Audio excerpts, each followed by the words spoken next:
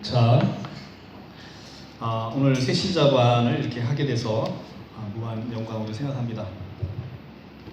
오늘 새신자반의 목적은 우리가 과연 하나님은 계시는지, 그리고 하나님을 믿는다는 건 무엇인지 그것을 우리가 함께 살펴보고, 우리가 신앙생활 한다는 게 무엇인지 이런 것들을 함께 고찰해봐서 우리가 진정으로 찾고자 하는 것이 무엇인지 한번 같이 찾고 누리기를 원합니다.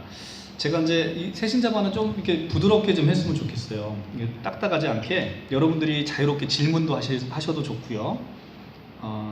제 얘기를 도중에 끊으셔도 상관없어요. 그러니까 궁금하시면 물어보시고 그랬으면 좋겠습니다.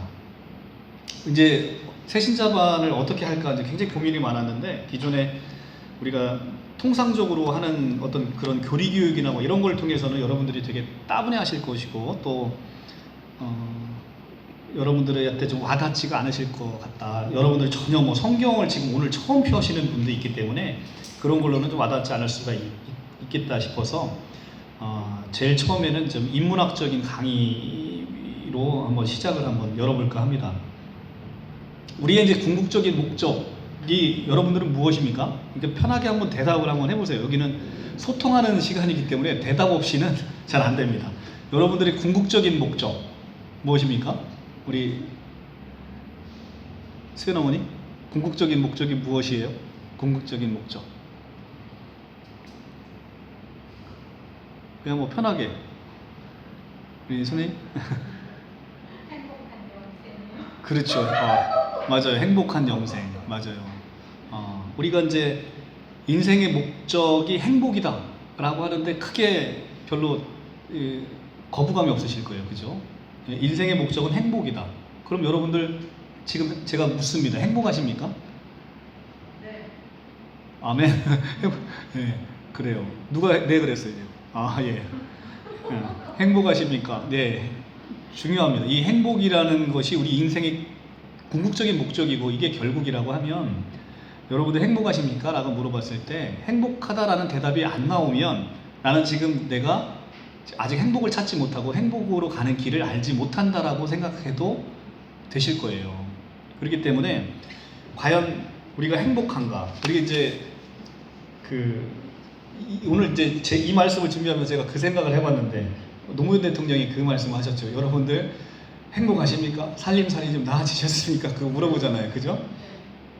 결국은 우리는 살림살이가 나아졌다는 것으로 우리가 행복할까?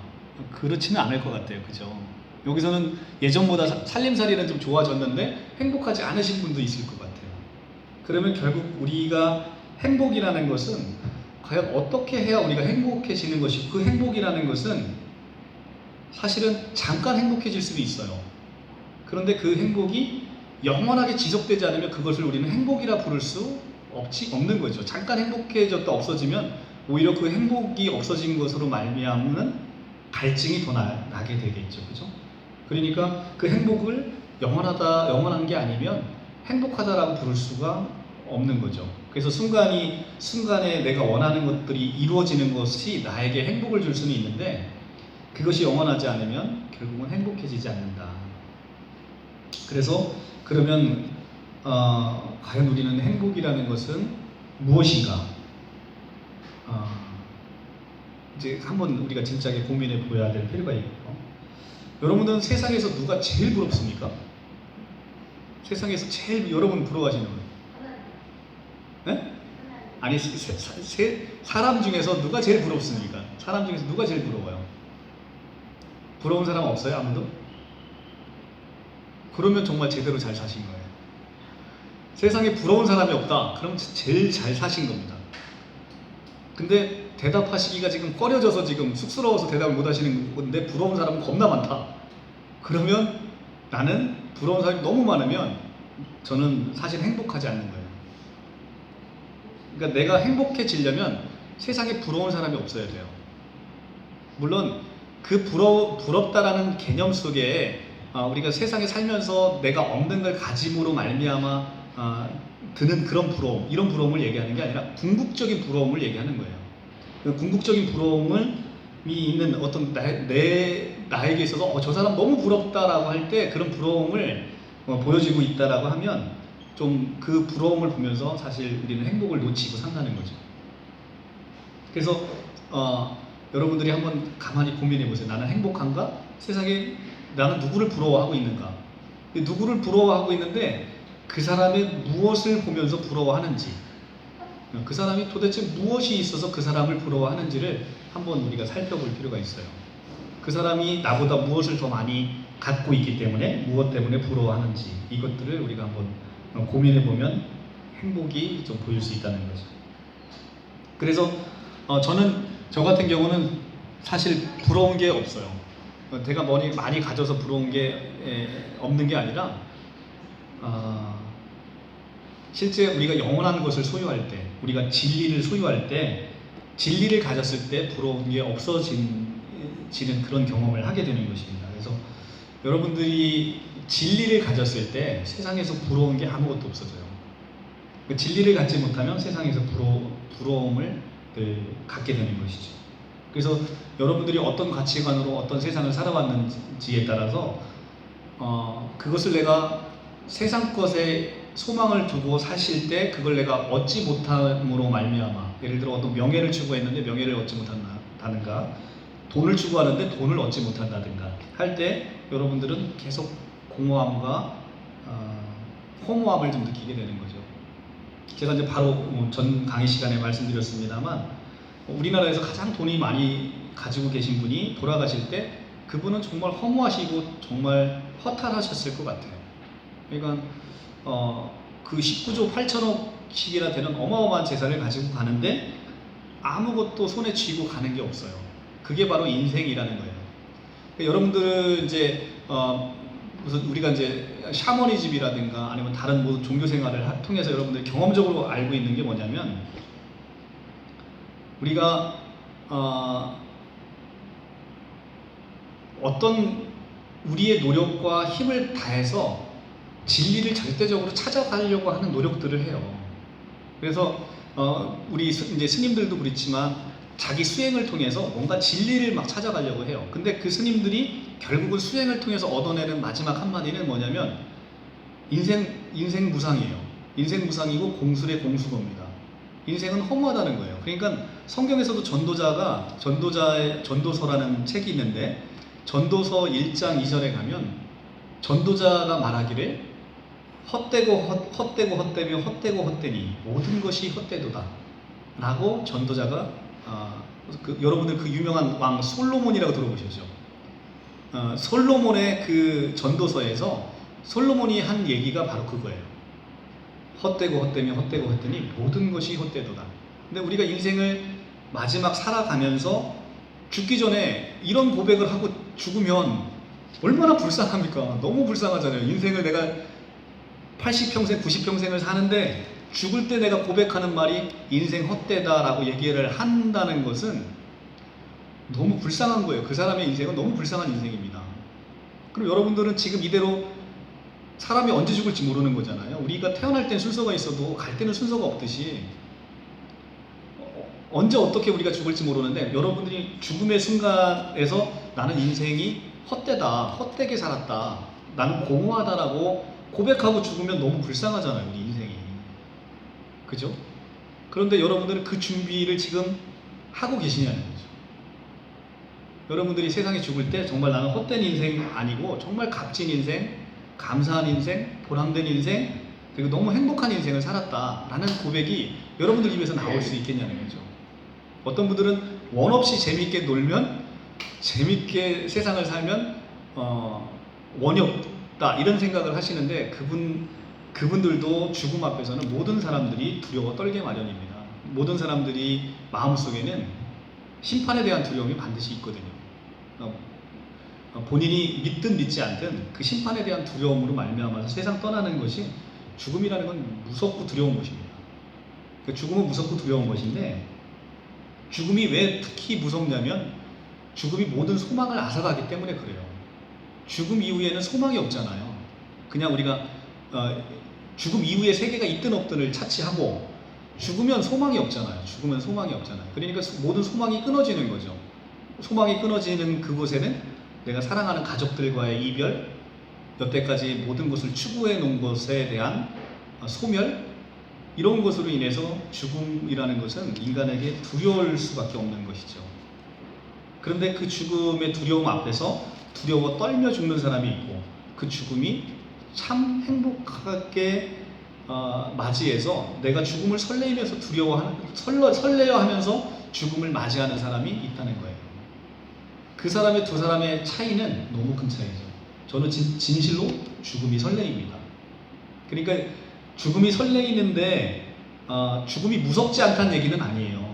죽음이라는 것은 순간, 여러분들이 이제 아마 저랑 같이 비행기 타보시면 저 인간 진짜 죽음이 설레이는 인간 맞아? 이렇게 얘기하실 거예요. 비행기 타는 거 되게 무서워해요. 그런데 그 모습을 보면서 저 인간 죽음이라는 게 설레이는 인간 맞아? 이렇게 보는 게 아니라 궁극적인 죽음에 대한 인식이 어떤 인식이냐를 물어보는 거예요. 모든 사람은 죽음 앞에서 순간 잠깐의 공포가 있을 수 있죠. 그런데 그 공포가 어떤 사람들에게 있어서는 영원히 소망이 없는 공포에서 정말 극심한 공포에 사로잡히는 사람이 있고, 잠시 우리가 이제 주사 맞을 때 주사에 대한 공포가 있을 수 있잖아요. 그런데 그 주사를 이 주사를 맞음으로 나에게 면역력이 생겨서 내가 이 주사를 기꺼이 기쁨으로 맞는 게 있잖아요. 그러면 우리는 그 주사를 기쁨으로 내가 공포스럽지만 기쁨으로 맞는 이유가 뭐예요? 그 주사를 맞고 나면 이제 나에게 면역력이 생겨서 내가 항체가 생기고 자유롭게 이 코로나 전국에서 나의 건강을 지킬 수 있다라는 확신이 있기 때문에 내가 주사를 맞는 게 고통스러워도 맞는 거죠. 근데 순간은 무서워요. 그렇지만 그 무서움 뒤에는 설레임이 있는 거잖아요. 그 제가 말하는 죽음에 대한 설레임이라는 게 바로 그런 거예요. 죽음에 순간적으로는 공포를 느낄 수 있지만 결국적으로는 이 죽음이 나를 삼키지 못하고 나에게는 내가 그동안 평생도록 소망하고 있는 실체가 이제 보이는 것이다. 실체가 보이기 때문에 그 죽음은 또 다른 나의 시작으로서의 의미로 다가오기 때문에 죽음이 설레이는 것이죠. 평생 그 죽음을 기다려온 사람에게 있어서 죽음은 축복이라는 겁니다. 축복. 그래서 우리가 모든 사람들이 경험적으로 알고 있는 현상, 우리가 사람이 나이가 들면 늙어요. 늙으면 뭐를 합니까? 늙기 때문에 뭘 준비합니까? 보험이라는 걸 통해서 우리가 노후 준비를 하잖아요. 보험이라는 걸 통해서 노후 준비를 하는 것은 노후 준비를 안 한 사람의 최후가 어떤 최후인지를 우리가 알기 때문에 그걸 경험적으로 보면서 노후 준비를 하고 싶은 욕구가 저절로 드는 거예요. 왜냐하면 나는 자연스럽게 늙는 걸 아니까. 그래서 보험이라는 게 인간이 만든 가장 위대한 인간이 만든 제도라는 거지 않습니까? 사회보장제도이잖아요. 그런데 우리는 모든 사람이 죽어요. 모든 사람이 죽는데 죽음에 대한 준비를 하지 않아요. 죽음에 대한 준비를 하지 않으면 죽음은 두려움으로 우리에게 다가올 수밖에 없다는 거죠.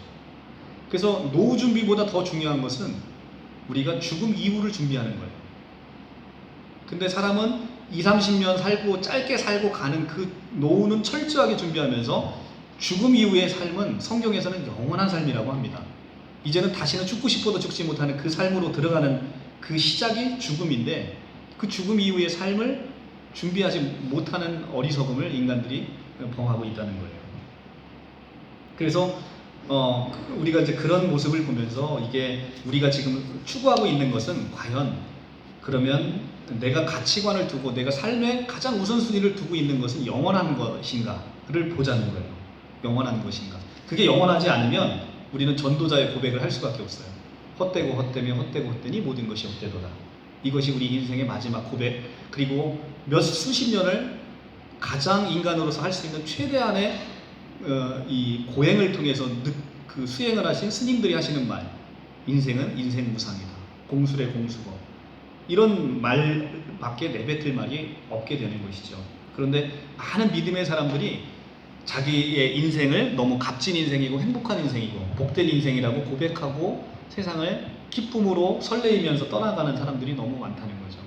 그런 사람을 보면서 우리는 이 믿음이라는 게 과연 무엇이고 성경에서 전해지는 그 메시지가 과연 무엇이길래 저 사람들은 저렇게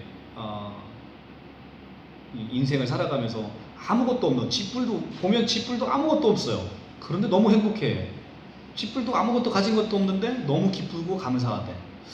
도대체 그렇게 이 코로나 전국에서 그렇게 모이지 말라는데 왜 저 인간들은 저렇게 모여갖고 뭔가를 하고자 할까? 근데 이제 제가 이제 가끔 이제 말씀하면서 얘기하지만 천만 관객의 영화가 나타나면 보고 싶잖아요. 그게 바로 인간의 욕망인데 왜 저렇게 저 영화에 요즘은 뭐 오징어 게임이 엄청 저도 오징어 게임 뭔가 보고 싶어. 그래 우리 아들한테 어제 물어봤어요. 야 오징어 게임이 뭐냐? 뭔 게임인데 그렇게 지금 난리냐? 그랬더니 아빠 그거 게임이 아니고 드라마야 그러더라고. 그냥 관심이 가지는 거예요. 그냥 뭔가가 천만 관객이 보면 나도 거기에 뭐가 있을 것 같아서 보고 싶은 거예요. 그런데 매주 천만이라는 되는 사람들이 교회에 모여서 예배를 드려도 우리는 관심이 없어요. 거기에 대한 선입 알지도 못하면서 괜히 갖고 있는 선입견은 있어요. 그리고 그 선입견으로 알지도 못하면서 그냥 거기에 관심이 없어요. 근데 성경은 그것에 대한 이유를 분명하게 설명하고 있죠. 그것이 영적인 전쟁이라는 겁니다. 그러니까 세상을 지배하는 신들이 우리는 성경에서 그걸 사탄 마귀라고 부르는데 그 사탄 마귀가 여러분들의 눈과 귀를 가린다는 거예요. 여러분의 눈과 귀를 가려서 하나님의 광명한 빛으로 나오지 못하도록 막고 있다는 겁니다. 그래서 성경에서는 누구든지 하나님의 사랑과 은총을 받지 않고서는 하나님 앞으로 이 교회라는 곳에 발을 디디고 싶어도 디딜 수 없다라고 얘기를 해요. 그러니까 여러분들 지금 이 자리에 와 있다는 것 자체가 하나님의 크신 사랑이 이미 선제적으로 임했다라는 얘기를 성경은 하고 있습니다. 그래서 우리는 이제 과연 내가 지금 추구하고 있는 건 영원한 것을 추구하고 있는 것이냐? 우리는 영원하지 않은 것 추구할 때 참으로 비참한 최후를 맞게 된다. 근데 영원한 것, 그러면 도대체 영원한 거라는 게 뭘까? 우리가 지금 추구하는 것 중에 영원한 것이라는 게 있을까? 있나요? 영원한 게 있어요? 여러분들이 영원할 것 같은 사랑으로 결혼하셨는데 영원하던가요? 아니 영원할 것 같은 돈의 그 축복이 여러분들에게 진짜 영원할까요? 근데 영원한 게 뭐 있을까? 영원하다. 우리가 여기서 오는 함정은 근데 원래 이게 우리 새신자만은 막 공감하는 토론인데 여러분들 예배 드리는 것 같아요. 지금 제가 봤을 때 예배 드리는 것 같아요. 예배 드리는 거 예배 아니에요. 예배 아니고 좀 편안하게 커피도 한 잔 마시면서 편안하게 하세요. 편안하게. 근데 우리가 영원하다라고 할 때 이 영원은요 우리가 시간의 끝이라고 생각하니까 영원이라는 개념을 잘 이해를 못하는 거예요. 영원은 시간 안에 있는 게 아닌 거예요. 우리가 영원하다 할 때는 인간이 경험한 것밖에는 생각 수준이 거기까지밖에 미치지 못합니다. 그러니까 영원하다 할 때 영원은 시간의 끝이 영원인가 보다라고 우리는 그냥 그렇게 생각하는 거죠. 근데 영원한 것은 영원의 속성은 뭐냐면 불변이에요. 불변. 영원의 속성은 불변입니다. 변하지 않는 것이 영원이에요. 근데 변하지 않는 게 있냐는 거예요. 우리가 지금 추구하고 있는 것 중에 변하지 않는 게 아무것도 없어요. 변하지 않는 게 없다. 다 변한다는 거예요. 그건 뭐냐면 우리가 영원한 것을 지금 추구하지 못하고 있다는 얘기고, 우리는 변하지 않는 영원한 것을 뭐라고 부르냐면 진리라고 불러요. 진리는 변하지 않는 거예요. 진리만이 유일하게 변하지 않는 것인데, 과연 여러분들은 우리가 이제 여러분들에게 한번 물어볼게요. 여러분들은 진리가 있다고 믿으세요? 네. 끄떡끄떡 하시네요. 끄떡끄떡 하신다. 그러면 진리가 있다는 건데, 진리가 있다는 건 변하지 않는 게 있다는 거예요. 그러면 그게 뭡니까? 라고 물어보면 뭐라고 대답하시나요?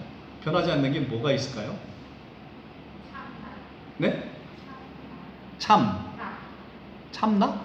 참나가 뭐죠? 참나. 참나. 그렇죠. 그렇게 보면 참나라는 건 변하지 않을 수 있는데, 그 참나라는 것의 의미는 결국은 참나를 찾았을 때 그게 이제 진리가 될 수 있는데, 그럼 참나는 도대체 뭐냐는 거예요. 참나는 어떻게 찾을 수 있는 거죠? 그러면 지금 나는 거짓된 나라는 거잖아요. 그죠? 참의 반대말은 참되지 않은 거니까. 참되지 않는 것은 결국은 지금 현재의 나를 지칭할 텐데, 현재의 나는 결국은 참된 나가 아니라는 거죠. 근데 그건 굉장히 성경적인 개념과 부합하는 개념이에요. 세상에서 가장 제가 제일 좋아하는 말인데, 성경에서 얘기하는 것 중에 제가 세상에서 제일 좋아하는 말은 뭐냐면, 내가 아닌 거라는 거예요. 나의 본질이 내가 아닌 게 세상에서 가장 감사한 일이에요. 그게 왜 그러냐면, 여러분들도 아마 이 말에 공감하실 거예요.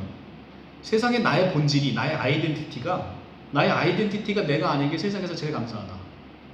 왜냐면 저는 저를 알아요. 세상에서 얼마나 못된 놈이고, 얼마나 하는 건 죄 짓는 것밖에 하는 게 없고, 세상에 욕심꾸러기고, 세상에 누구보다도 내 자신을 자기가 잘 알아요. 그러니까 이런 나의 본질이 내가 아닌 게 너무 감사한 거예요. 그러면 참 나의 자아는 그런 모습이 아니라는 겁니다. 그게 성경이 우리에게 주시는 가장 큰 메시지예요. 참 나의 모습도 지금 나의 모습이라면 인간은 좌절스러운 거예요. 왜냐하면 소망이 없는 거죠. 근데 참 나의 자아는 성경은 나를 지으신 하나님이 나의 본질이라는 거예요. 그분은 흠도 없고 거룩하신 분인데 그분이 나의 참 자아라는 겁니다. 그래서 우리가 아까 바로 직전에 설교에서 얘기했지만, 하나님의 아들이 될 수 있는 것은 거룩하지 않으면 하나님의 아들이 될 수 없어요. 그러니까 나를 이미 이렇게 더러운 나를, 참녀 같은 나를 깨끗하게 하시고 거룩하게 하셔서 하나님의 신부를 삼으셨고, 하나님의 참 자아가 나에게 이미 들어오셔서 내가 하나님처럼 거룩한 존재인 이것이 바로 나의 참 자아라는 게 이제 성경의 메시지거든요. 그러니까 이제 굉장히 좋은 말씀하셨는데, 그러니까 변하지 않는 것은 우리는 진리라고 부르는데, 그 진리는 성경에서는 딱 하나밖에 없다라고 얘기를 합니다. 그것은 뭐냐면 하나님이라는 거예요. 하나님의 속성인 거예요, 진리는. 그러니까 우리가 진리를 찾는다라고 할 때 아무리 찾아도 세상에 변하지 않는 걸 찾기가 어려워요. 왜냐하면 그건 하나님의 속성이기 때문에 하나님의 속성 이외에 진리를 찾을 수가 없다는 거죠. 그러니까 우리가 진리가 있습니까? 라고 물어봤을 때 진리가 있습니다 라고 고개를 끄덕끄덕 거리시면, 나는 내가 좋든 싫든 하나님의 존재하심과 하나님의 살아계심을 믿고 있다는 거예요. 진리가 있다는 것은. 하나님이 진리가 있다는 건 하나님의 속성 외에는 있을 수가 없어서, 그래서 예수님이 이 땅 가운데 오셔서 요한복음 14장 6절에 나는 길이요 진리요 생명이다. 나는 진리요 라고 예수님이 스스로 얘기를 하신단 말이에요. 근데 세상에 어떤 인간이 내가 진리다 라고 얘기하는 건 사이비 말고는 없어요. 내가 진리다 얘기를 할 수 있는 사람은 없단 말이에요. 왜냐하면 그 진리가 하나님의 속성이기 때문에. 근데 그렇게 말씀하신 그럼 예수님은 하나님이시냐? 하나님이셔야 진리다라고 얘기를 하실 수 있을 거 아니에요. 맞다는 거예요. 성경은 그 예수님이 하나님이시라는 거예요. 그리고 예수님이 하나님 되심을 이 성경에 기록하고 있어요. 이 성경은, 여러분들이 성경을 아마 안 보셔서 모르시겠지만, 성경은요 그냥 쓰여진 게 아니고 이게 1500년에 걸쳐서 쓰여졌어요. 그리고 성경의 저자가 무려 40여 명의 저자들이 있습니다. 그러니까 어떤 한 사람이 그냥 막 받아쓰기 해서 쓴 게 아니라 1500년 동안에 하나님의 사람들이 하나님의 말씀을 한 것인데, 그러니까 어마어마한 내용을 이 안에 담고 있어요. 세상에서 가장 많이 팔린 책이 무슨 책인지 아세요? 어떻게 아세요 그거는? 세상에서 가장 많이 팔린 책이에요. 근데 세상에서 가장 많이 팔렸음에도 불구하고 나는 왜 성경책을 남들이 그렇게 제일 많이 읽었다는 책을 나는 보려고 생각도 안 했을까? 그러니까 그렇죠. 종교서적이라는 선입견이잖아. 근데 그 종교서적에 무엇이 있길래 라는 그조차를 그러면 나는 종교를 제대로 알고 있느냐? 종교가 뭔지를 제대로 알고 있느냐? 그렇지도 않거든요. 그럼에도 불구하고 나는 막연히 그냥 성경을 배척해버리는 우리 안에 습성이 있어요. 그것이 바로 영적인 세계 안에서 있기 때문에 그렇습니다. 여러분들 무당말은 잘 들어요. 무속인들 말은 무속인들이 어느 날 이제 실제로 뭐 교회 다니시는 분도 무속인들한테 뭐 타로 정보로 다니시는 분 이런 분한테 많이 가요. 이제 끝까지 많이 가요. 그런데 무당 말은 참 귀신같이 잘 들어요. 왜냐면 귀신이 얘기하는 거기 때문에 귀신같이 얘기를 잘 들어요. 무당은 실제 능력이 있습니다.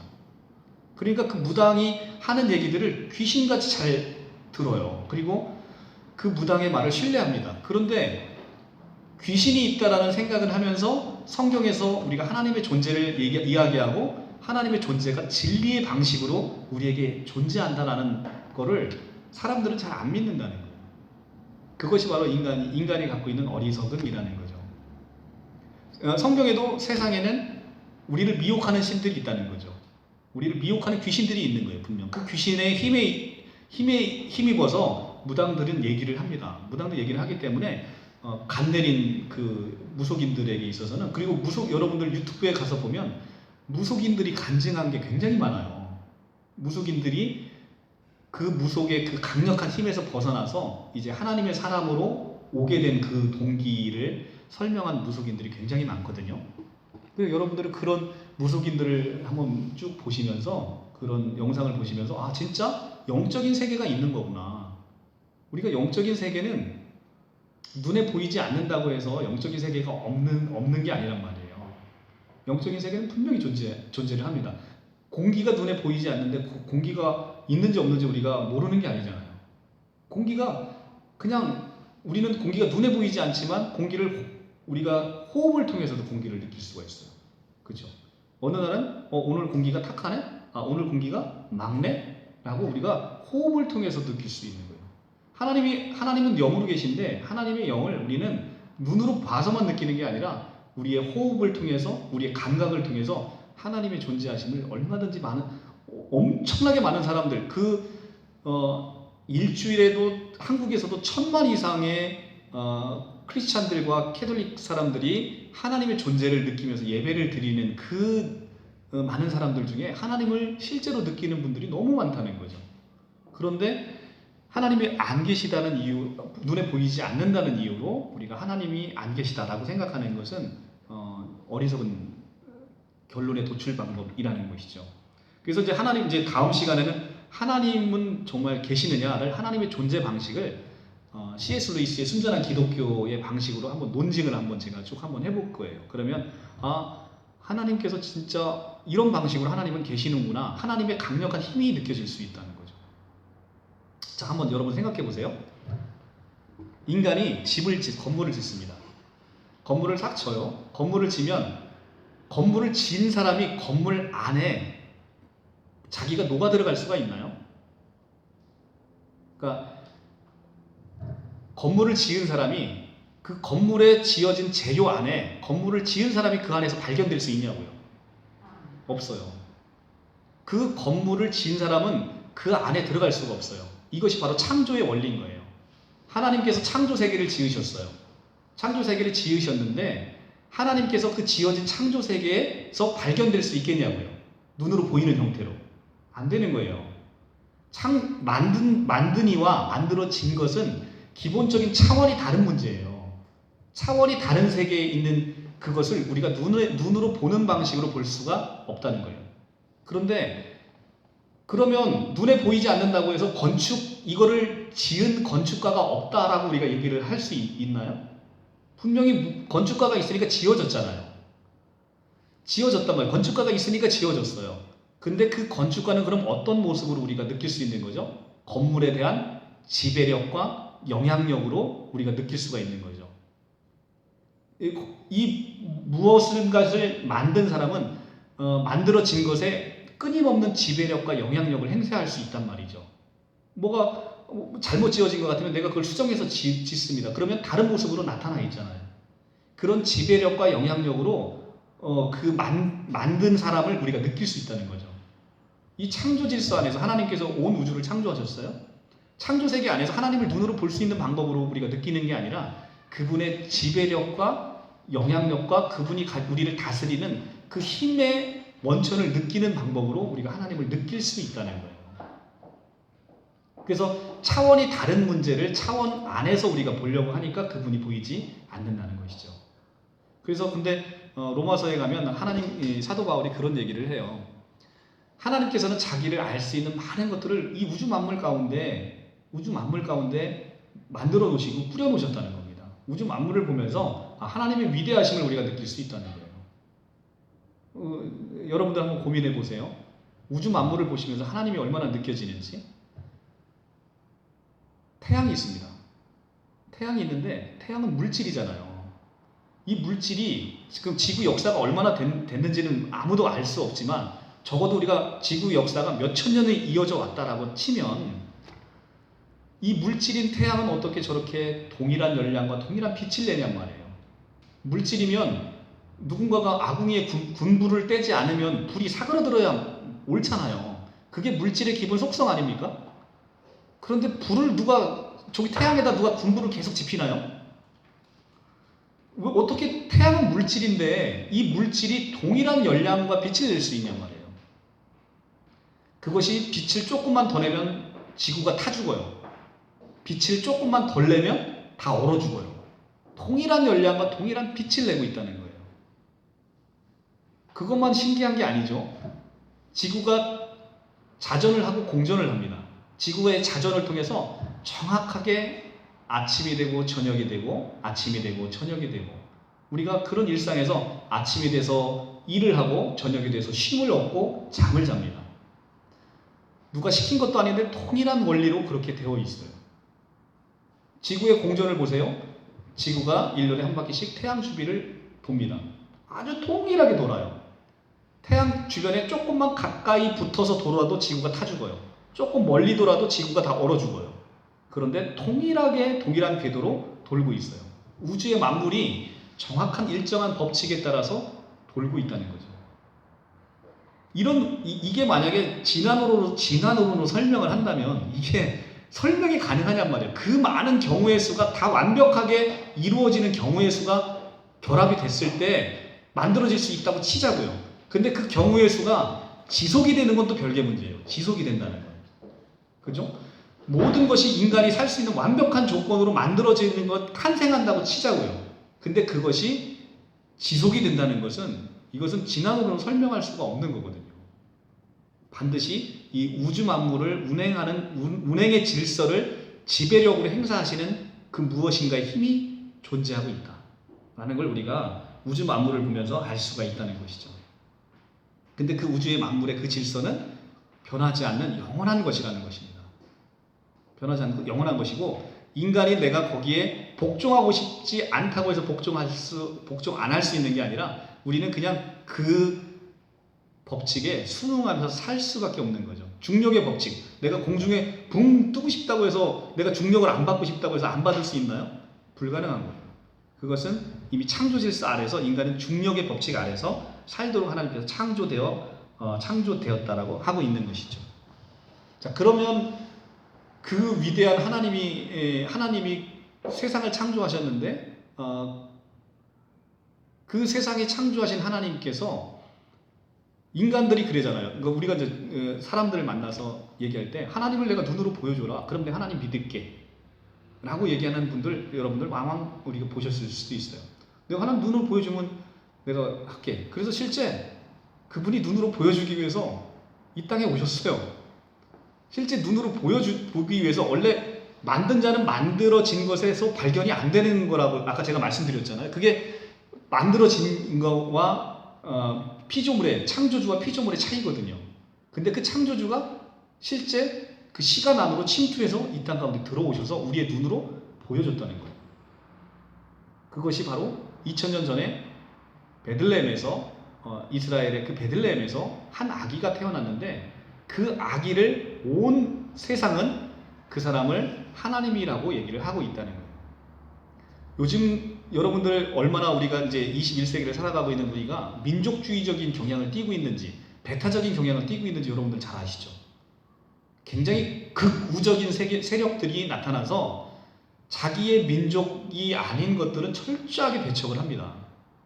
특히 강대국이면 강대국일수록 자기의 이익을 보존하기 위해서 약소국을 짓밟고 그들의 권익을 무시하고 자국 보호주의 경향으로 흘러가고 있다는 거예요. 특히 우리는 한국 사람들은 어떻습니까? 일본에 대해서 상당히 적대적인 감정을 갖고 있어요. 그런데 이렇게 민족주의적이고 폐쇄적이고 자국 보호 중심적인 세계 속에 살고 있는 이 21세기를 살고 있는 우리들이 이스라엘의 그 조그만 나라에, 이스라엘은 1948년에 독립한 나라예요. 얼마나 가장 힘이 없는 나라 중에 하나이죠. 그런데 그곳에서 태어난 한 아기 예수, 그리고 그분의 그 삶을 보면서 인류 역사는 그분을 하나님이라고 고백하고 있는 책이 바로 이 성경이고, 세계에서 가장 많이 팔렸고, 영국에서는 기독교가 국교화되어 있죠. 그리고 미국의 미국인들의 70% 이상이 기독교인이란 말이죠. 어떻게 이런 일이 가능하겠냐는 거예요. 남의 나라에 태어난 이게 만약에 우리나라에서 태어났다고 봅시다. 예수가 우리나라에서 태어났다고 보면 우리나라에서 태어난 어떤 사람을 세계가 그 사람을 하나님이다라고, 하나님의 아들이고 하나님이다라고 이야기를 한다라고 한다면, 여러분들 이게 가당키나 한 일이냐고요, 이게. 그죠? 우리가 한번 그런 생각을 한번 해보시죠. 야, 어떻게 이렇게 민족주의적이고 배타적인데, 그러니까 오늘날 아마 이 사람이 미국 사람이었다면, 미국이 강대국이니까 그냥 힘의 논리로 그렇게 세계를 그렇게 지배했나 보다라고 생각할 수 있겠죠. 그런데 아주 볼품없는 나라의 가장 초라한 곳에서 태어난 이 분을, 역사는 이분이 하나님이다라고 얘기를 한다는 거죠. 도대체 그분이 어떻게 태어났고 와서 무엇을 했길래 온 인류는 그 사람을 하나님이라고 그렇게 칭송하고 있는지, 나는 한 번이라도 관심을 가져봤냐는 거예요. 관심을 못 가지죠. 가질 수가 없는 그 영적인 세계이기 때문에 그렇다는 거죠. 온 인류에 하나님이 태어났다라고 얘기를 하는데 사람들은 관심이 없어요. 도대체 그분이 어떤 삶을 살았는지조차도 관심이 없어요. 그럼에도 불구하고 인류는 이분으로 말미암아 기원을 삼고 있어요. 어떤 한 사람을 기원으로 삼는다는 건 인간이 새로운 출발을 하고 있다는 거죠. 그게 바로 기원이라는 의미에 담겨 있는 뜻이잖아요. 그렇죠? 이분으로 말미암아 우리가 2021년을 카운트를 하고 있다는 거예요. BC, Before Christ, 예수님이 태어나시기 전. Before Christ는 우리가 어떻게 카운트를 합니까? 예를 들어 BC 100년이 지금부터 가까운 거예요? BC 1년이 가까운 거예요? BC 1년이 가까운 거예요. 왜냐하면 그 기준이 누구에게 있기 때문에, 예수 그리스도에게 있기 때문에, 예수 그리스도에 가까운 것에 있을수록 이 기원을 기준으로 보는 거죠. 그런데 AD는 예수님에게서 멀어지면 멀어질수록 오래된 거예요. 2021년을 우리가 지금 그리스도의 탄생을 기점으로 2021년을 카운트를 하고 있다는 거예요. 그럼 여러분들은 지금 예수를 믿은 적이 없어요. 그런데 그 2021년의 기원의 카운트에 순응하며 살고 있다는 거죠. 온 인류가 하나님의 지배 아래 복종하고 있다는 것입니다. 여러분뿐만 아니라 온 세계가 하나님의 지배하심과 통치하심에 순응하면서 살고 있다는 것이죠. 그것이 빌립보서에 나오는 것이죠.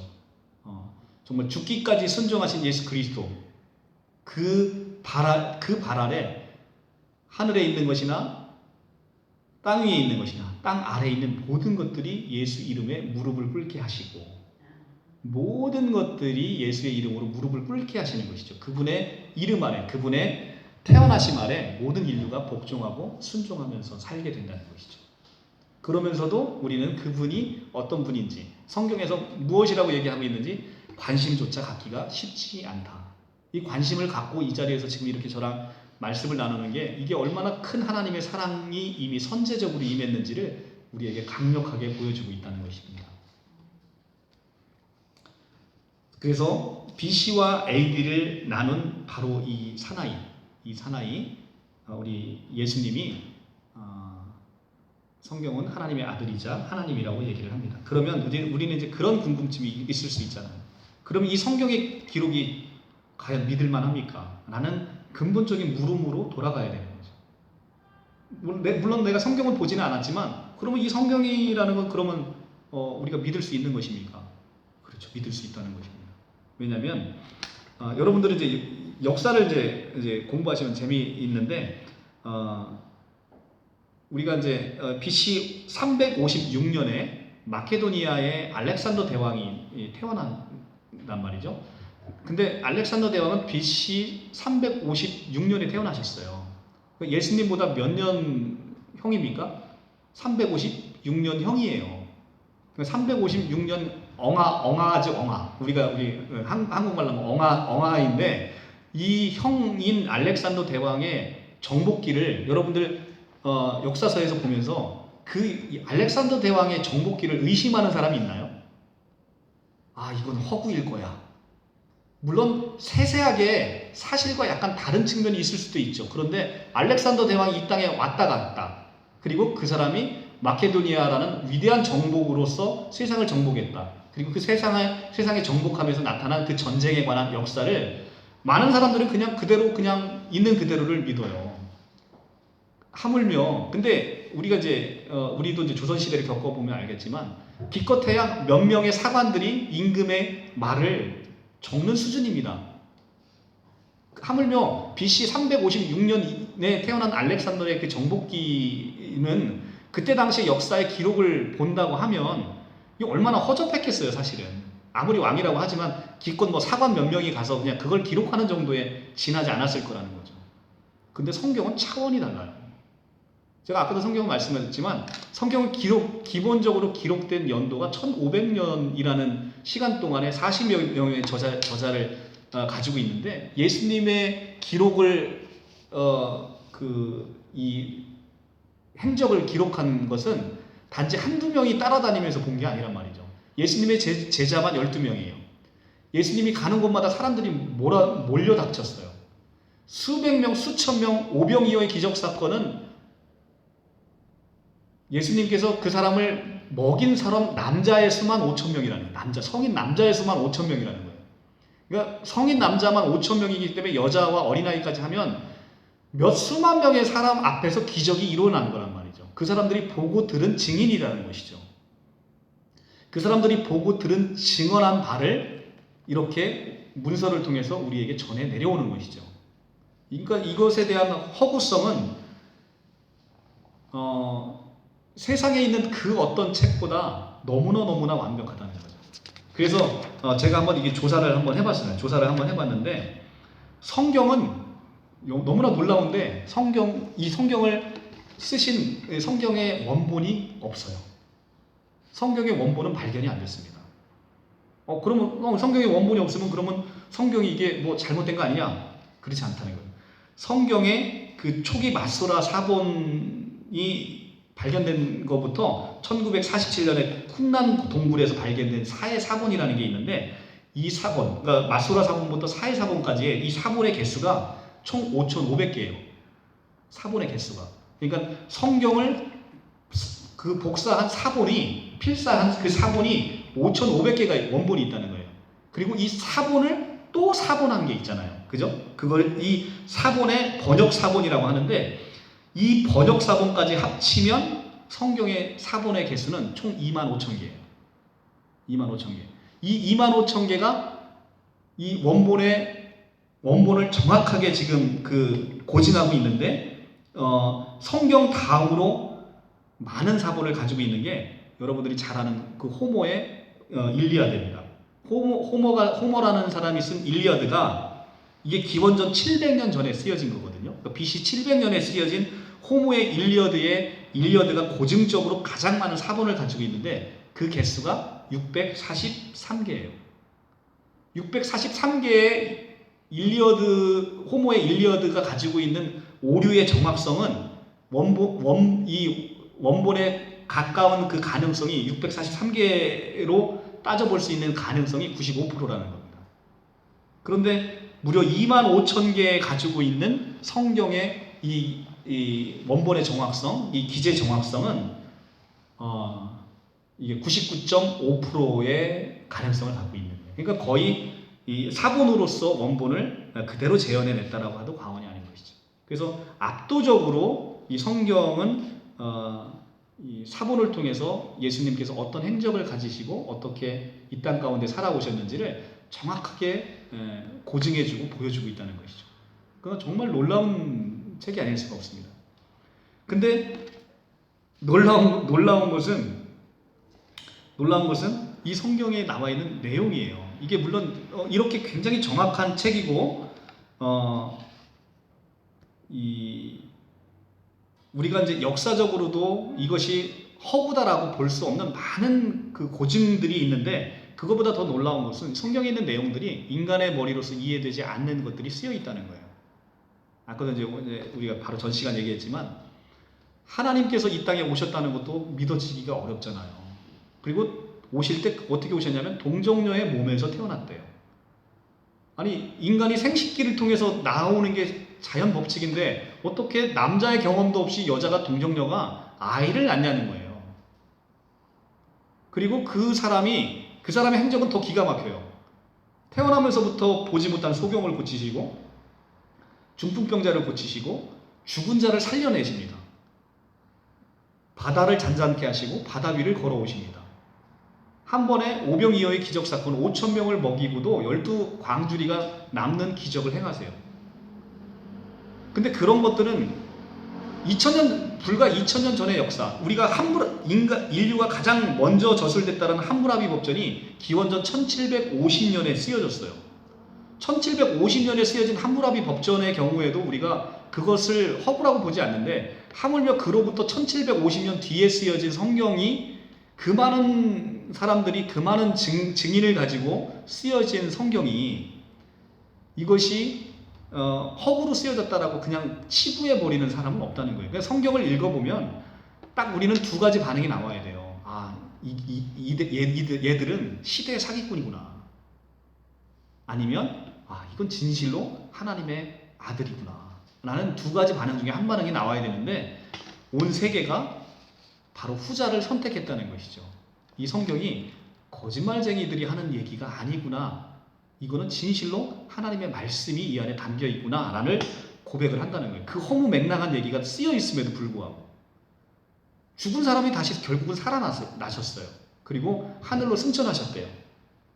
그 인간의 이성으로는 도무지 믿어지지 않는 이야기가 성경에 가득 쓰여 있는데 사람들은 이것이 역사적인 사실로 믿어지고 있다는 거예요. 이게 굉장히 놀라운 것이죠. 그래서 우리는 이 역사적인 예수, 우리가 이제 실제 영화도 만들어졌잖아요. 어떤 기자가 자기 가족이, 자기 부인이 여기에 심취하니까 이 예수가 거짓인 것을 파헤치기 위해서 기자가 끊임없이 사실을 들여다보는데 결국은 사실을 파면 팔수록 예수는 역사다라는 제목으로 영화를 만들어서 이제 찍을 수밖에 없는. 그러니까 예수를 대적하는 사람들이 예수를 파헤치면 파헤칠수록 그 안에 깊은 예수의 역사적인 실존성, 그리고 예수의 그 실존이, 예수께서 행하신 일들이 전부 다 사실이라는 것들이 믿어지게 되는 것이 바로 성경이라는 것이죠. 그러니까 성경은 내가 처음에 그런 거부감으로 이렇게 역사적으로 믿어지지 않는 것을 이야기할 때 내가 성경을 배척할 수는 있는데, 성경을 계속해서 보게 되면 보게 될수록 나는 그 사실 앞에서 겸손하게 무릎을 꿇을 수밖에 없는 책이 바로 성경이다 라는 것입니다. 그래서 오늘은 이 말씀만 하고 마치겠습니다. 우리는 이제 시대 사조를 잘 읽어야 되는데요. 인간이 17, 18세기를 거쳐오면서 인간이 가장 행복한 시대를 맞이합니다. 그것이 바로 산업혁명이 일어나서 인간이 물질적으로 풍요하게 되는 거예요. 물질적으로 풍요하게 되면서 인간이 세상의 중심이구나 라고 생각하게 되는 시대가 도래됐어요. 그때 나타난 시대사조가 바로 이성주의, 합리주의 시대가 도래가 된 거예요. 그래서 17, 18세기에 우리가 알고 있는 모든 유명한 철학자들이 다 그때 쏟아져 나와요. 존 노크, 장자크 루소, 데카르트, 이마누엘 칸트, 이런 모든 사람들이 17, 18세기에 다 나타나는 거예요. 그러면서 인간이 중심이 되는 사회를 만드는 거예요. 그래서 그걸 우리는 뭐라고 얘기하냐면 인본주의라고 얘기를 합니다. 인간이 중심이 되는 사회.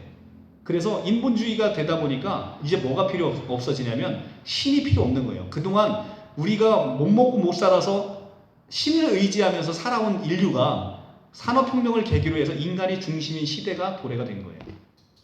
그래서 이제는 인간은 하나님을 멀리하게 되고 인간이 중심인 시대, 그래서 인본주의 사상으로 살게 되는 것이죠. 인간이 세상의 중심이 된다. 인간은 스스로 하나님이 간섭 없이 내버려 두면 인간은 너무나 잘 먹고 잘 살게 되는 위대한 존재다라고 생각을 하는 거예요. 근데 그것이 한 방에 무너진 게 뭡니까? 바로 1, 2차 세계대전이죠. 예. 그거는 예. 서양사의 입장 아닐까요? 아니, 그렇죠. 그러니까 서양사의 입장인데 이게 우리가 기독교가 기본적으로 서양사예요. 네, 그러니까 예. 저 예전부터 저번에 얘기할 때도 말씀드렸는데 이제 기독교가 얘기할 때 늘 서양 중심적인 사고로 얘기를 하니까 그렇죠. 네. 네. 이쪽 그 인구보다 더 많았던 이쪽 동양이나 네. 나머지 인류들은 그 이야기 안에서 다 소외되는 거잖아요. 그렇죠. 이제 그 부분은 점차적으로 지금 너무 성급하게 결론이 도달했어요. 근데 기독교가 자 이렇게 보시면 돼요. 그러니까 그 질문은 요랑 맥락이 같습니다. 자, 이거는 서양사에서 나타났고 유대 문화에서 나타난 것인데 왜 우리가 남의 거를 보면서 왜 그분을 우리가 하나님으로 생각하면서 왜 그분을 우리가 섬겨야 되느냐라는 지금 얘기랑 일맥상통하는 거거든요. 근데 서양사에서도 네. 그 17, 18세기 인본주의가 오기 전에 그 기독교 중심인 그 중세나 그때만 신중심 세계였지. 그 이전 철학자들 있잖아요. 예전 그리스 철학자들 그때 철학자들 엄청 많았어요. 많았죠. 예. 그러다가 이제 교회 중심의 이런 신적인 세계가 되면서 그게 별로 없다가 다시 인본주의로 돌아온 거잖아. 세계가. 이제 그렇죠. 이제 그거를 제가 부인하는 게 아니라 그 이전에 철학자가 없었다는 얘기가 아니에요. 그러니까 아리스토텔레스나 플라톤이나 예전에 그런 철학자들이 결국은 우리가 궁극적으로 고민한 건 뭐냐면 우리 인생이라는 게 도대체 무엇이냐. 그러니까 우리 인생이라는 게 도대체 무엇인가를 예전에 철학자들부터 계속해서 그거에 대한 관심을 갖고 있는 거예요. 그러면서 결론은 그들은 그러니까 우리가 그러니까 인문학을 강의할 때 저 같은 경우는 이런 생각이 들어요. 여러분, 우리 선생님 같은 경우는 다른 생각이 들 수 있지만 저는 인문학 강의를 딱 들으면 너무 공허해요. 왜냐하면 인문학이라는 건 인간의 본질을 논하는 학문이잖아요. 인간의 본질을 논하는 학문에 있어서 가장 중요한 철학과 신학이 빠져있는 상태의 인문학 강의를 하게 되면 결국 우리는 어떤 문제로 강의를 하냐면 우리가 잘 먹고 잘 사는 문제. 그리고 우리가 아까 제가 서두에 물어봤죠. 여러분 행복하십니까? 라고 물어봤을 때 그 행복이라는 개념을 우리가 보이는 현상 세계 안에서 찾다 보니까 인문학 강의를 들으면 너무 공허해요. 야, 도대체 인간의 본질을 논하고 인간의 참 행복을 논함에 있어서 철학과 신학을 빼놓고 우리가 논하게 되면 너무 공허함을 느낀다는 거죠. 그러니까 인간의 본질을 가장 근본적으로는 결국은 우리를 처음에 만드신 이 창조 세계로 돌아가서 논하지 않으면 너무 공허해진다는 거예요. 기독교 입장에서는 그 신학이라는 게 예수님과 성경과 이런 신학이지만 뭐라 해야 되지? 그 인본주의들 저도 제가 저번에 말씀드렸잖아요. 신은 있다고 믿는데 이걸 기독교에서 찾으려고 하는 거지. 기독교에서 찾지 않고 다른 신을 찾을 수 있는 사람들이 얼마든지 있잖아요. 네. 그러니까 그 사람들 입장에서 보면 인본주의 그 철학이죠. 철학. 신학이 아니라 이제 철학. 예전에 그 철학자들이 찾는 그런 것들이 더 마음에 와닿고. 아니 그러니까요. 네, 그러니까 신학에 있는데 자, 저는 인문학서적 이런 걸 보면 너무 좋아요. 그러니까 그렇죠. 네. 근데 자, 인문학 서적을 보시면서 당연히 즐거워하실 수 있어요. 왜냐하면 그것이 지금 성경은 뭐라고 얘기하냐면 지금 제가 이게 계속 강의를 드리면서 그 가치관을 그 가치관이 성경에서 보는 가치관과 너무나 다르다는 걸 지금 계속 보여주고 있는 거예요. 그게 기쁘지 않다는 게 아니에요. 그러니까 아까도 얘기했지만 돈이 있으면 우리가 행복해요. 잠깐 행복하다니까요. 돈이 행복한 걸 부인하는 게 아니에요. 그런데 그것이 과연 영원한 행복이냐를 근본적으로 따져 묻겠다는 거죠. 그러니까 인문학을 보면, 왜냐하면 인문학이라는 것은 기본적으로 인간의 만족을 계속 주는 학문이고, 인간은 그러니까 17, 18세기를 살아가는 사람들이 이성주의, 합리주의가 대두됐을 때 그들이 불행했겠냐고요. 불행하지 않았다는 거예요. 그런데 그 역사를 우리가 돌아보면서 그들이 스스로 느껴있던 그 행복은 결국은 우리가 찾는 궁극적인 행복이 아니었다라는 것을 성경은 얘기해주고 있다는 것이죠. 그러면 전도사님 입장은 그런 인본주의 철학이나 이런 것들을 배척하시는 거예요? 아니면 같이? 그러니까 인본주의 철학은 기본적으로 모든 인간의 역사는 버릴 게 하나도 없어요. 우리가 이제 성경에서 뭐라고 했냐면 하나님을 사랑하는 자, 그 뜻대로 부르심을 입은 자들에게는 모든 것이 합력하여 선을 이룬다 그래요. 합력하여 선을 이룬다고 합니다. 인간 역사에 나타난 것 중에 그 무엇도 버릴 건 없어요. 그로 말미암아서 우리가 어떤 교훈을 얻어내고 그것으로 말미암아서 어떻게 하나님에게 다가가느냐의 문제라는 거예요. 그 철학자들도 네. 기독교 신자였잖아요. 그 17세기, 18세기. 기독교 신자가 있고 신자가 아닌 분도 있죠. 예. 근데 제가 요즘 이제 이런 쪽에 관심 있으니까 주변에 이런 그렇죠. 전도사님이나 이런 분들처럼 저한테 이렇게 얘기를 해주는 사람들이 많은데, 근데 저는 이렇게 얘기를 하다 보면 막 그 책 읽은 얘기도 하고 영화 얘기도 하고 그렇죠. 막 하다 보면 그 상대방은 결국 또 막 성경 얘기로 나가는 거예요. 그럼 대화하다가 막 이렇게 되는 거예요. 그러니까 그게 이제 이 포커스가 다르기 때문에 그럴 수도 있는데 굳이 그렇게까지 그러니까 사람 어차피 사람이 사는 세계인데 굳이 저도 이쪽에 이렇게 쏠리니까 자꾸 여기 오는 거잖아요. 그런데 굳이 그렇게까지 할 필요가 있어요. 배척하면서 할 필요가 네네네. 있느냐? 배척하면서 할 필요가 있습니다. 그러니까 그런 거예요. 내가 막 무슨 그냥 그 전도사님뿐만 아니라 이제 저를 계속 하신 어떤 분이 있는데 그분 얘기가 잘 통해요. 막 얘기하다 보면 어디 하다 보면 막 그분도 막 성경 얘기하고 하느님 얘기하고 계신 거예요. 내가 이거 이렇게 했는데 이 책 빌려줄까요? 그러면 의미 없어요. 막 이러는 거예요. 그러면 이제 거기서 딱 단절이 되는 거지. 그렇죠. 이제 제가 이제 그런 말씀을 드리는 게 아니라, 자, 우리가 이제 신학적인 입장에서 봤을 때 그때 17세기에 18세기에 나타난 시대 사조를 어떻게 신학 입장에서, 그러니까 신학적인 그때 나타났던 신학이 자유주의 신학이거든요. 그러니까 그때도 신학이 없었던 게 아니에요. 그 이론을 뒷받침할 만한 신학이라는 게 나타났어요. 근데 그 자유주의 신학이 지금 세계대전을 겪으면서 우리가 역사를 되돌아보면서 반성적 고려를 한다는 거죠. 그때 나타났던 시대사조에 나타났던 이성주의 합리주의가 얼마나 성경 입장에서 보면 인간이 하나님을 대적하고 패역한 세계를 살아가고 있는 시대사조인지, 그리고 그것으로 말미암아서 자유주의 신학으로 나타났던 그 신학, 그 당시에 이성주의 합리주의를 옹호했던 자유주의 신학이 얼마나 이게 무모하고 반기독교적인 것인지를 신학을 통해서 계속해서 그것을 우리는 되돌아보고 반성하고 오고 있다는 거예요. 그래서 그것을 결과론적으로 이 부분을 내가 취할 것이냐 취하지 않을 것이냐는 it's up to you. 그런데 그것을 설명하는 것도 우리 같은 지금 믿음의 사람이 해야 될 일인 것이고, 그리고 그것을 내가 취할 것이냐 말 것이냐의 문제는 그것은 각자의 몫인 거예요.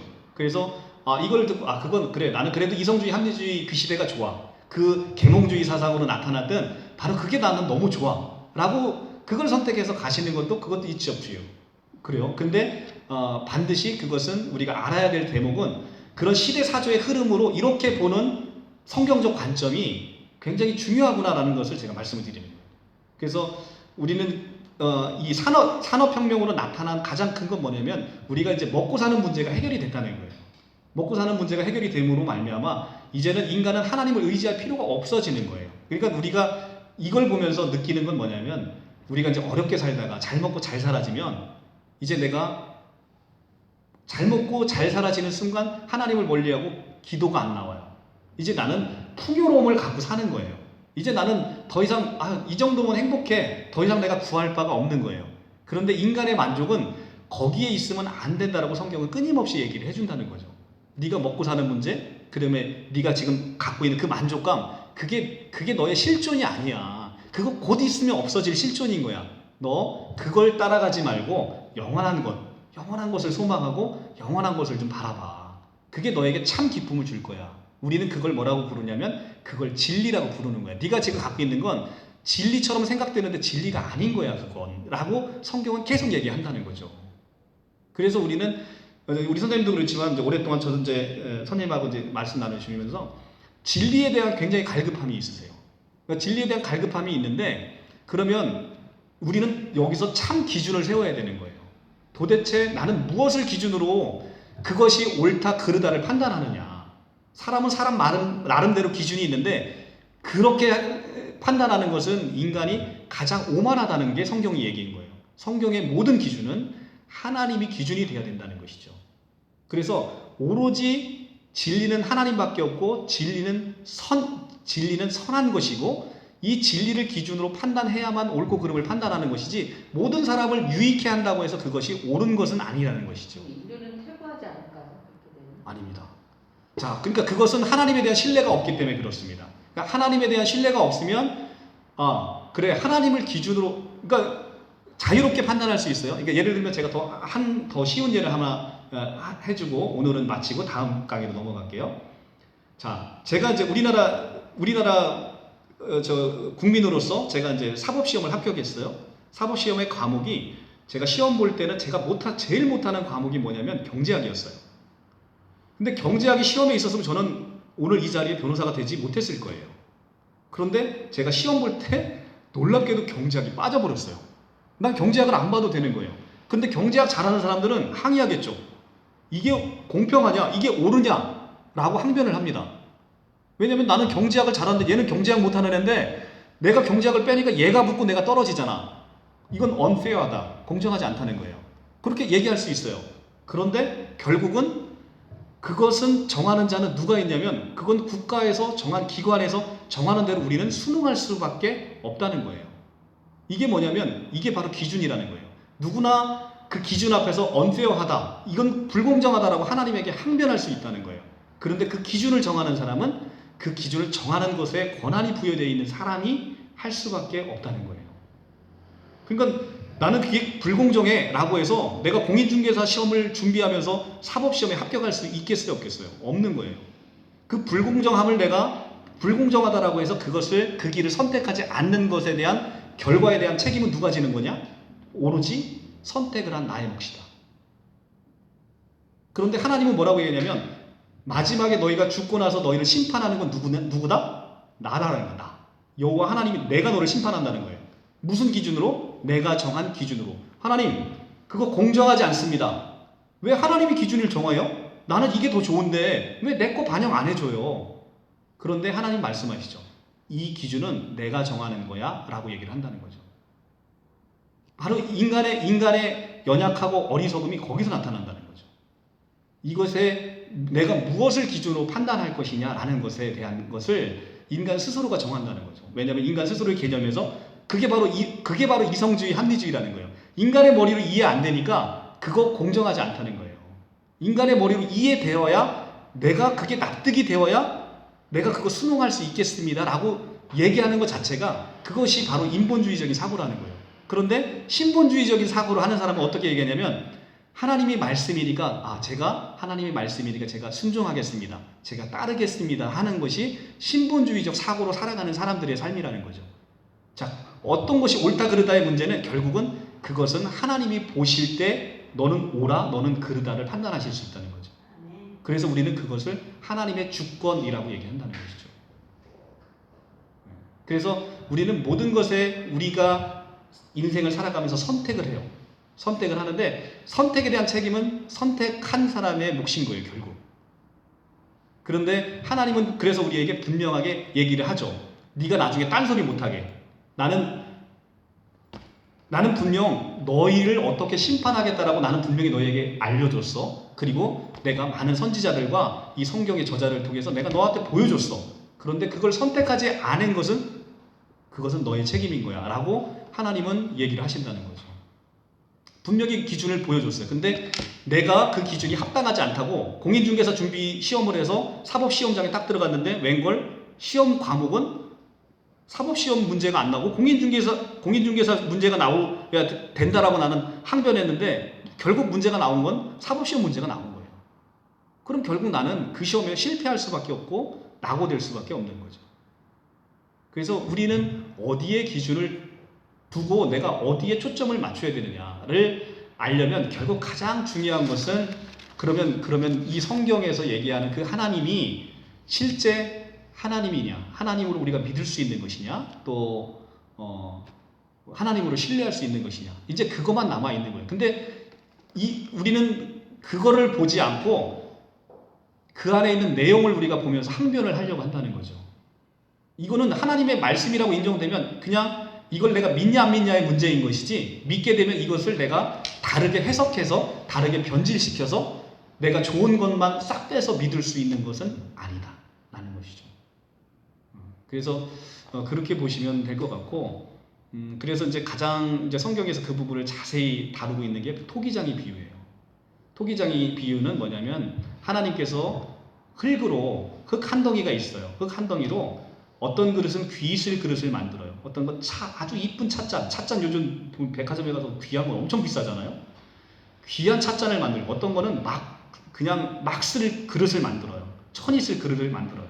그런데 천이 쓸 그릇이 토기장이한테 어떻게 나를 이렇게 천하게 만들었습니까? 라고 할 권한이 있느냐라고 하나님이 성경에서 얘기를 하십니다. 지음을 받은 물건이 지은 자에게 나를 어떻게 이렇게 만드셨습니까? 라고 그렇게 항변할 권한이 있느냐라고 성경은 물어보고 있다는 거죠. 그것은 창조주의 권한이라는 거죠. 내가 어떤 쓸 그릇을 귀 쓸 그릇으로 만들고 어떤 건 천이 쓸 그릇으로 만드는 것은, 그건 인간이 하나님에게 따지고 물을 수 있는 권한이 없다는 거예요. 우리는 가끔 인간이기를 망각해서 하나님의 창조의 질서, 하나님의 주권적인 섭리, 그것을 따져 묻는다는 거죠. 계속해서. 그런데 그것은 하나님의 주권적인 영역은 인간이 따져 물어질 수 있는 것이 아니다. 인간의 머리로 하나님의 그 깊은 뜻을 어떻게 헤아릴 수 있겠어요? 그러니까 예를 들면 피조 세계 중에서도 개미가 사람의 존재 방식과 사람의 사유 방식을 이해할 수 있겠어요? 개미가 절대 못하죠. 더군다나 인간이 만든 이 컴퓨터라는 작동 체계를 개미가 과연 이해할 수 있을까요? 없어요. 같은 피조 세계에서도 이해 안 되는 것들이 너무 많은데, 하물며 피조물인 인간이 하나님의 창조의 그 질서, 창조의 그 오묘한 섭리를 과연 피조물이 이해할 수 있겠느냐? 없다는 것이죠. 감히 상상도 할 수 없을 만큼 그것은 너무나 크고 위대하다는. 그러면 인간이 알 수 있는 건 어디까지 알 수 있느냐? 하나님이 자신 스스로를 계시해 주는 만큼, 보여주시는 만큼만 알 수 있는데, 그게 바로 뭐냐면 바로 성경이라는 것이죠. 그래서 많은 사람들이, 그러니까 세계 이런 아까도 얘기했지만 민족주의적이고 폐쇄적인 온 세계가 하나님의 이 말씀을 읽으면서 이것이 거짓되다라고 얘기하지 않고 하나님의 말씀이다라고 얘기를 하면서 이 말씀을 보게 되는 것, 그것이 바로 지금 우리가 이 성경을 바라보는 가장 좋은 태도가 아닌가, 이런 생각이 들고요. 자, 오늘은 1시간 벌써 8분을 했네요. 일단 이런 방식으로 조금 성경을 한번 보도록 하겠습니다. 첫날인데 좀 힘드셨죠? 그래도 우리가 한번 소감을 한마디씩 하고서 갑시다. 오늘 새신자반이라는 걸 처음 했는데 어떤 느낌이고 그랬는지.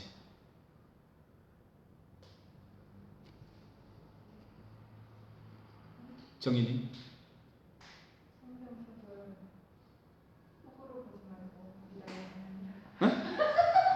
뭘로 보지 말고? 호구로 보지 말고 믿어요. 아니 호구로 보고, 그지.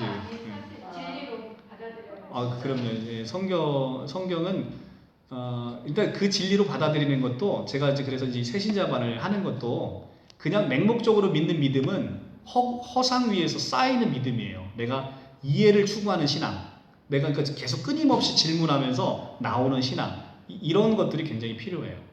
그러니까 사실은 인간이 이해되지 않는 측면이 있어요. 그런데 이해되지 않는 것이, 그러니까 예를 들면 예수님이 동정녀 탄생하셨어요? 증거 있어요? 이렇게 하면 그건 저도 지금 내밀 증거가 아무것도 없어요. 그건 우리가 믿음의 영역으로 간주되는 게 있어요. 그런데 우리가 이제 2000년의 역사 동안에 쌓아온 거잖아요. 그러니까 세계 역사가 기독교 역사를 빼면 사실은 세계사가 기독교 역사를 빼면 별로 할 얘기들이 많지 않을 만큼 기독교 역사는 서양사에서 가장 중심이 되는 역사란 말이에요. 그러니까 이 기독교 역사를 통해서 그동안 쌓아왔던 많은 것들, 그리고 믿음의 사람들이 이미 이 믿음을 보면서 이루어 놓은 것들이 있단 말이에요. 그걸 보면서 진정코 우리가 이해를 추구하고 이것이 이런 얘기구나, 이것이 이런 얘기구나 라는 것을 보는 거예요. 그래서 여러분들은 너무 신기하겠지만 자, 오늘 강의를 했어요. 강의를 했는데 어떤 분들은 오늘 제가 하신 말씀에 엄청난 것에 대한 이해를 가지셨을 분이 있고 어떤 분들은 아닐 수 있어요. 근데 오늘은 사실은 어떻게 보면 약간 인문학적인 강의이기 때문에 이해의 폭이 서로 그렇게 많이 다르진 않아요. 그런데 성경 말씀으로 들어가잖아요.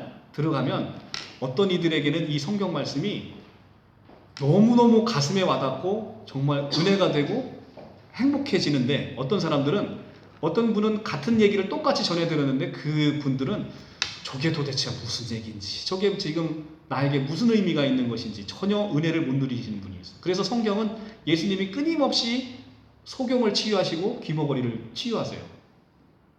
근데 그거는 저도 마찬가지로 20년 넘게 신앙생활을 했는데 성경이 안 보인 거예요. 20년 넘게 성경을 못 본 거예요. 아무리 눈으로 들여다 봤는데 입으로는 읽는데 그 의미가 전혀 와닿지 않더라고요. 와닿지 않은 그 성경이 어느 날 내 눈이 치유함을 받고 내 귀가 뚫리니까 비로소 성경이 보이는 거예요. 그리고 성경이 믿어지는 거예요. 그러니까 이성적으로 믿어지지 않은 것들, 예수님이 동정녀 창세 어떻게 죽은 자가 살아나는지 비이성적인 것이 어떻게 이렇게 지금 21세기를 사는 사람들이 그리고 또 그 중에서 우리 인구의 4분의 1에 해당하는 사람들이 그 말도 안 되는 걸 믿고 있는지 그게 믿어지게 되는지 이런 것들을 이제 같이 한번 살펴보자는 것이죠. 그러면 여러분들이 분명 이 안에서 엄청난 행복을 누리실 수 있다는 거죠. 여러분들이 그래서 이제 우리 오늘 이제 이렇게 하게 되면 여러분들 이제 뭘 하게 될 거냐면 인간의 본질을 이제 살펴볼 거예요. 우리가 이제 학교에서 배우잖아. 성선설, 성악설 뭐 이렇게 배우잖아요. 도대체 인간의 본질을 성경은 무엇이라고 보고 있는지, 인간이 도대체 어떤 존재인지를 인간의 본질, 그러면 인간의 본질을 보면서 우리는 인간의 본질이 이렇다면 도대체 이 소망 없는 곳에서 어떤 소망을 갖고 살아야 되는 것인지를 이제 계속 이야기해서 나가는 것이죠. 그래서 우리가 믿음을 갖는다는 것은 인간이 자기 스스로를 보지 못하면 성경의 믿음은 절대로 보지 못한다는 거예요. 그래서 제가 아까 이제 17, 18세기에 산업혁명과 일어난 인간의 그 번영으로 말미암은 인간의 삶 속에서는 하나님을 배척하고 하나님을 멀리하는 것이 지극히 당연하다는 게 그 인간론에서 나옵니다. 인간은 철저하게 자기가 낮아지고 이런 거잖아. 내가 뭔가 정말 급한 일이 생겼어요. 내가 너무너무 갈급한 일이 생겼어요. 하나님 이거는 꼭 들어주셨으면 좋겠어요 라고 할 때 내가 오만 가지 다 찾잖아요. 기독교에게는 하나님, 불교에게는 부처님, 온갖 신을 다 찾아가면서 그걸 내가 간절히 구합니다. 바로 그렇다는 거예요. 인간 앞에 발등에 불이 떨어지지 않고서는 절대자를 찾아가지 못하는 우리 안에 본성이 있다는 거죠. 그러니까 철저하게 나는 진짜 아무것도 아니구나. 나는 하나님 없으면 아무 존재도 아니구나. 나는 티끌만지도 못한 그런 인생으로 나는 사는 거구나를 생각할 때 인간은 비로소 하나님을 찾게 되고 그 하나님을 찾았을 때 그러면 이제 우리 선생님이 이제 이런 얘기를 하실 수도 있어요. 야, 인간이 그렇게 자존감 정말 빵으로 인간을 바라보게 되면 도대체 인간 너무 불쌍하지 않냐 이렇게 생각할 수 있는데 항상 제가 십자가는 역전이라고 말씀드렸어요. 십자가는 그런 인간이 그렇게 낮아질 대로 낮아지고 비참해질 대로 비참해진 그 인간이 그 순간에 가장 높은 곳에 끌어올리는 게 바로 그게 십자가의 묘미라는 거예요. 바로 그때 인간을 가장 높은 곳에 세워주신다는 거예요. 가장 높은 곳에 그때 세워주신다. 그러면 이제 그런 것들을 하나하나 성경에서 보면서 우리가 놀라운 은혜를 경험하게 된다. 바닥으로 떨어지지 않는 인간은 한 번도 가능성이 희박하다는 거예요. 성경의 메시지는. 왜냐하면 본인 스스로 할 수 있는 할 수 있다라고 생각할 때 하나님은 그 본인 주도의 삶을 살아가는 인간에게 하나님은 개입할 틈이 없다는 거예요. 그러니까 인간은 자기 자리를 하나님에게 내주기 싫어하는 습성이 있다는 거예요. 자기 자리를 비로소 하나님에게 내어 주어야만 하나님의 음성이 들리고 하나님의 말씀이 들리고 하나님이 보여진다는 거죠. 그런 사람들은 끝까지 구원을 못 받는 그럴 가능성이 있다고 성경은 얘기합니다. 그래서 하나님께서는 그분을 사랑하시면, 근데 걱정할 게 없어요. 하나님의 사랑이 있으면 내가 정말로 애굽의 준마처럼 강한 고집이 있어. 근데 그 고집도 한순간에 꺾이도록 하는 게 하나님의 능력이에요. 왜냐하면 하나님은 어떤 분이세요? 창조주잖아요. 하나님은 전지전능하신 분이에요. 내가 너를 사랑한다라고 하는데 이 사랑을 얻는데 하나님은 단 1초도 걸리지 않으시는 분이라는 거죠.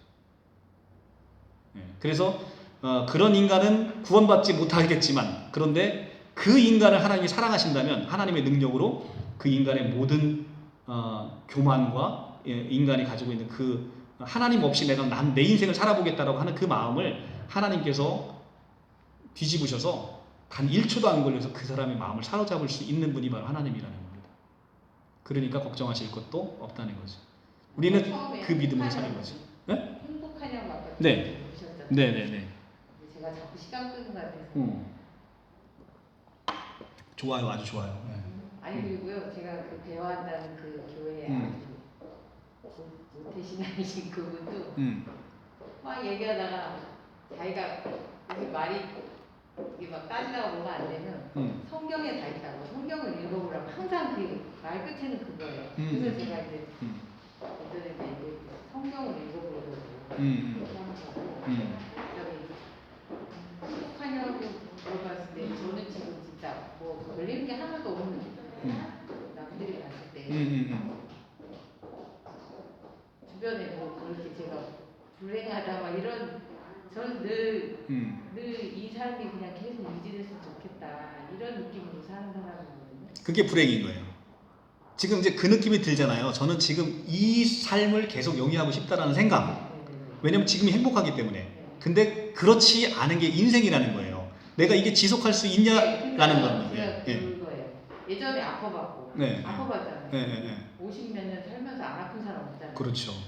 몇 날 며칠 앓다가 이렇게 회복되고 뭐 아이 키우다가 애기 어릴 때 막 힘들었다가 이제 그게 지나가니까 다시 이렇게 될까. 그렇게 어려웠던 것들이 내 기억 속에 있기 때문에 앞으로 그런 일이 안 일어날 일이라고 없는 거잖아요. 당연하죠. 뭔가 있긴 있을 텐데 이제 그게 불안한 거죠. 사람들은 늘 지금의 삶은 좋은데 저도 지금 너무 좋은데 그런 삶을 살아가면서 그런 경험이 한 번도 없는 사람 없잖아요. 없죠. 아팠다가 낫고 막 이렇게.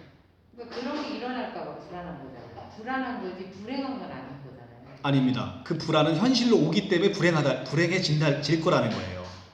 그러니까 지금 아까도 제가 말씀드렸지만 그 불안이 불안으로 끝이면 괜찮지요. 근데 그 불안은 현실로 온다는 거예요. 지금 어머님께서 이게 이대로 쭉 영원했으면 좋겠다는 거죠. 근데 사람 늙으면 박사가 죽는 건 당연한 건데 그런 그 죽음에 이를 때까지 그런 거 말고 이제 내가 살면서 병이 나면 어떡하지? 뭐 이런 불안한 거지. 이게 불행은. 자, 그러면 봅시다. 저는 제가 병에 걸릴까봐 불안하지 않아요. 그런 것 때문에 불안하지 않아요. 그러니까 둘의 차이는 뭐냐면 저도 지금 선생님 마냥 제 인생이 행복한 사람이에요. 근데 저는 불안한 행복이 아니라는 거예요. 그냥 그게 와도 저는 그게 감사할 것 같아요. 왜냐하면 저는 죽음을 설레이면서 기다리니까. 그 차이가 있는 거예요. 선생님은 반드시 올 그것에 준비가 아무것도 안 돼 있는 거예요. 준비가 그냥 이게 내가 생각으로만 하는 거죠. 내가 그래 나이가 들어서 죽으면 어쩔 수 없지 라는 거죠. 그런데 성경은 그렇게 얘기하고 있지 않다는 거예요. 죽음 후에는 반드시 심판이 있다는 거예요. 그래서 자 우리가 지금 심판대 왔다고 칩시다. 선생님은 무엇을 내밀을 거예요? 내가 지금 이제 심판하는 심판자야. 내가 너를 뭐를 보고 내가 심판을 안 해야 될 이유가 뭐가 있냐? 라고 물어봤을 때 선생님은 뭘 내미실 거냐는 거죠. 저는 세상에서 착하게 살았는데요. 내가 언제 너 보고 착하게 살으라고 한 적이 있느냐? 저는 세상에 누구한테 해코지 한 적 없어요. 내가 너한테 누구를 해코지 하지 말라고 한 적이 있느냐? 도대체 뭘 내밀 수 있겠냐는 거죠. 뭘 내밀으라는 뭘 내미냐면 거기서 성경에 답이 있죠. 성경에서는 뭘 내미냐면 저는 하나님 앞에 저는 심판을 받지 않을 아무런 권리가 없습니다. 저는 죽어 마땅한 죄인입니다. 그런데 저에게는 저의 모든 죄를 하나님께서 약속하신 예수 그리스도의 보혈이 있습니다. 그 보혈을 보시고 저를 용서해 주십시오라고 해서 저는 예수 그리스도를 내미는 거예요. 그러니까 인간은 자기의 행위로 의로울 자가 아무도 없다는 게 성경의 얘기입니다. 의인은 없나니 하나도 없다. 그러니까 나는 나의 행위를 뒤돌아봐서 내가 심판에서 면제받을 아무것도 내세울 게 없는 게 인간이라는 거예요. 그 인간에게 내세울 수 있는 건 바로 흠도 없고 깨끗한 어린 양이신 예수 그리스도의 보혈밖에 없다는 거죠. 그래서 성경은 뭐라고 얘기하냐면 너희가 예수 그리스도의 옷 입지 않으면 그 안에 있는 온갖 더러움이 다 보이는 거예요. 하나님의 눈에는 온갖 더러움이 다 보이는 거예요. 그래서 나는 이 죄인이 예수로 옷 입으로 말미암아 옷 입혀진 우리를 예수로 봐주시는 거죠. 하나님께서. 자, 그것은 이제 제가 구원론에 관련해서 다음 시간에 아주 자세하게 설명을 해드릴 거예요. 어떻게 우리가 그러면 나는 도대체 하나님 앞에서 뭘 내밀 수 있는 것인지. 그것이 성경에 너무나 명확하게 돼 있다는 거죠. 인간은 자기에서 나오는 것을 내밀어서 하나님 앞에 그래 너 심판 면제, 너 의로운 자야, 너 착한 사람이야 라고 칭찬받을 사람이 단 한 사람도 없다라는 게 성경의 결론이에요. 근데 그것은 내가 나를 보면 잘 알 수 있어요. 그럴 수 없다는 거예요. 나를 자세히 들여다보면. 어쨌든 선생님께서는 이 행복이 지금 계속됐으면 좋겠다라고 하는 순간 선생님은 불행한 거예요. 아니, 그 지속되고 싶다 이런 건 아니에요. 그 불안. 그러니까, 그러면 어떻게 하죠? 그러니까 앞으로 그런 생각도 별로 안 해요. 앞으로 어떻게 될 것이다 이것도 아니고 그냥 그 순간순간 그냥 사는 거지. 네. 근데 이제 그 차이는 이런 거죠. 지금 저도 행복하지만 지금 이 행복만 가지고는 인간이 행복할 수 없다는 거죠. 나는 내가 바라보는 이 소망이 영원한 것에 있지 않으면 지금 내가 누리고 있는 소망은 금방 없어지는. 하나님이 한번 바람 부르면 먼지처럼 없어지는 인생을 살아가는 인간에게 있어서는 그냥 어느 날 갑자기 내가 내일 건강검진을 했는데 내가 간암 3기래. 그러면 지금 행복은 그 순간에 다 와르르 무너지는 거예요. 왜냐면 나는 지금 나의 행복을 보고 있기 때문에. 그건 불행한 인생이라는 거죠.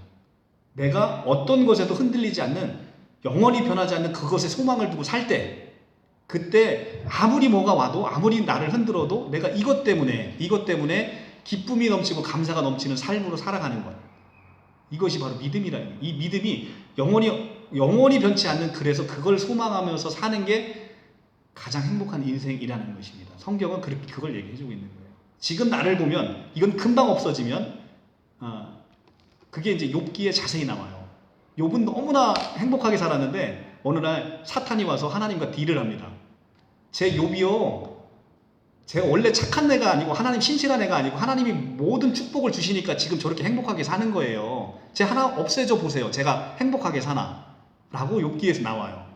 그래서 하나님이 사탄 보고 그럼 내가 욥의 생명만 건들지 말고 네가 하나하나 없애봐라 라고 해서 욥이 이제 고난을 당하기 시작해요. 자식이 다 죽어요. 그 다음에 온몸에 병이 생겨요. 이제 하나하나, 이제 우리가 인간이 누리고 있는 행복이 얼마나 하나님의 간섭하심이 하나 없어지면서 얼마나 비참하게 빠져드는지를 욥기에서 계속 보여주고 있어요. 근데 욥의 소망은 내가 가지고 있는 것의 소망이 아니고 영원하신 하나님에게 소망을 두고 있기 때문에 그 시련 속에서도 욥은 물론 삶 속에서 괴로워하지만 궁극적으로 마침내 욥은 그 소망과 행복으로 욥은 너무나 행복한 인생을 살아가는 결말을 겪게 되는 것이죠. 그러니까 우리가 욥을 시험하듯이 그 환경의 만족을 누리면서 살아가면 그러면 그 행복은 내일이고 모레고 금방 없어질 행복일 수 있다는 거죠. 그래서 제가 지금 그 행복이 영원하십니까? 라는 질문을 오늘 서두에 드렸던 거예요. 오늘 한번 공부만 한번 생각해 보시고 우리가 다음 주에 또 만나서 행복하게 나눠보시죠. 네, 오늘 여기까지 하도록 하겠습니다.